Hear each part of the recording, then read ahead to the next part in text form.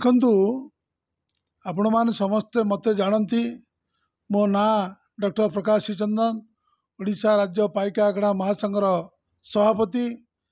ଏବଂ ଆଜି ନୂଆ ସରକାର ଆସିଛି, ବିଜେପି ସରକାର। ଓଡ଼ିଶାର କୋଣେ କୋଣେ ସମସ୍ତେ ସରକାରୀ ଦଳର ମନ୍ତ୍ରୀମାନେ ଲୋକଙ୍କ ସହିତ ଅଛନ୍ତି, ଲୋକ ସହିତ ମିଶୁଛନ୍ତି ଏବଂ ସେମାନଙ୍କର ଯାହା ଯାହା ଦରକାର ତା ବିଷୟରେ ଆଲୋଚନା କରାଯାଉଛି। ମୁଁ ଆଶା କରୁଛି ଓଡ଼ିଶାରେ ଯେଉଁ ପାଇକ ଜାଗରଣ ବହୁବାର ହେଇଛି, ବହୁ ଜିଲ୍ଲାର ପାଇକ ଆଖଡ଼ା ଦଳ ସବୁ ଆସି ବରୁଣେଇ ପାହାଡ଼ ଠାରୁ ଭୁବନେଶ୍ୱରର ରାଜରାସ୍ତାରେ ଯେଉଁ ପ୍ରକାର ସବୁ ଆମର ନାଚ ଗୀତ ଏବଂ ଲୋକଙ୍କ ସହିତ ଜାଗରଣ ସୃଷ୍ଟି କରାଯାଉଥିଲା, ଆମ ଯୋଦ୍ଧାମାନଙ୍କର ଯେଉଁ ଇତିହାସକୁ ସେ ମନେ ପକାଉଥିଲେ। ସେଇଥିପାଇଁ ଆମେ ଚିନ୍ତା କରୁଛୁ, ଯାହା ଯାହା ବରୁଣେଇଟି ହେଉ ବା ଓଡ଼ିଶାରେ ପାଇକର ଯେଉଁ ସ୍ମାରକୀ, ପାଇକର ଯେଉଁ ଇତିହାସ, ପାଇକର ଯେଉଁ ଯୋଦ୍ଧାମାନଙ୍କର ସଫଳତାକୁ ଯେତେ ଶୀଘ୍ର ଯଦି କରାଯାଆନ୍ତା, ମୁଁ ଭାବୁଛି ଓଡ଼ିଶାର ସମସ୍ତେ ପାଇକ ଇତିହାସକୁ ମନେ ପକାଇବେ। ଆମେ ବୀର ଯୋଦ୍ଧା ଶକ୍ତି ମହାନ ଆମ ଇତିହାସ ଅଛି।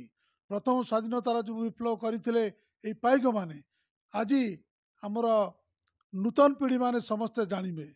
ଏବଂ ଖଣ୍ଡଗିରି ପାହାଡ଼ ହେଉଛି ଗୋଟେ ଐତିହାସିକ ପାହାଡ଼। ଏବଂ ଆପଣମାନେ ସମସ୍ତେ ଜାଣିଥିବେ, ଗୁମ୍ଫାରେ ଘର କରି ଯୋଦ୍ଧାମାନେ ସେତେବେଳେ ରହୁଥିଲେ।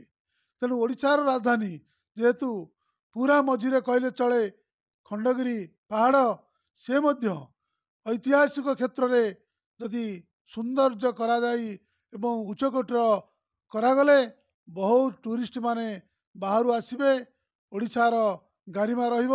ମୋର ସମସ୍ତଙ୍କୁ ଅଶେଷ ଅଶେଷ ଧନ୍ୟବାଦ, ପାଇକ ଭାଇମାନଙ୍କୁ ଏବଂ ଜନସାଧାରଣ ଭାଇମାନଙ୍କୁ, ସରକାରଙ୍କୁ ଶୁଭେଚ୍ଛା, ଅଭିନନ୍ଦନ, ନମସ୍କାର।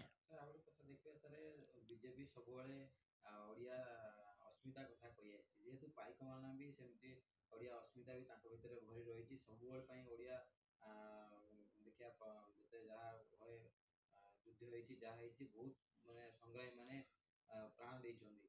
ସେଇ ଯେଉଁ ଅସ୍ମିତାକୁ ବିଜେପି ଭଲରେ ବଜାଇ ରଖିବ। ଆଉ ଆପଣ କେମିତି କ'ଣ ଦେଖୁଛନ୍ତି ଅସ୍ମିତାକୁ? ଯେଉଁ ଅସ୍ମିତା କଥା ବହୁତ ଲୋକଙ୍କର ବେଳେବେଳେ ଆଲୋଚନା ହେଉଛି। ବାସ୍ତବିକ ବିଜେପି ଲୋକଙ୍କ ମନ ଭିତରେ ଏତେ ଜାଗ୍ରତ ହେଇଗଲା, ଆଜି ସମସ୍ତଙ୍କର ଗୋଟିଏ କଥା ଆସିଲା, ଓଡ଼ିଶାରେ ପରିବର୍ତ୍ତନ, ବିଜେପି ସରକାର। ମୁଁ ନିଜେ ମଧ୍ୟ ବିଜେପି ଦଳର ଭଲ ପାଇବା ଜଣେ ମହାନ ବ୍ୟକ୍ତିତ୍ୱ କର୍ମୀ କହିଲେ ଅଚୁକ୍ତି ହେବ ନାହିଁ। କାରଣ 30 ବର୍ଷ ମୋ ବିଜେପି ଭିତରେ ମୁଁ ସବୁବେଳେ କର୍ମୀରେ ଆଗଧାଡ଼ିରେ ଥାଏ। କିନ୍ତୁ ମୋର ଇଚ୍ଛା ଶକ୍ତି ଥାଏ ବିଜେପିକୁ ଆସିଲେ ଆହୁରି ଭଲ କାମ ହେବ। ତେଣୁ ଭଲ କାମ କରିବା ପାଇଁ ସରକାରଙ୍କର ଜୋରସୋର ପଦକ୍ଷେପ ଚାଲିଥିବାରୁ ମୁଁ ସମସ୍ତଙ୍କୁ ଏ ଯେଉଁ ଅସ୍ମିତା କଥା ଆସୁଛି ତାକୁ ପୂରଣ କରାଯାଉ, ଓଡ଼ିଶାବାସୀଙ୍କୁ ମୁଁ ଧନ୍ୟବାଦ ଦେଉଛି।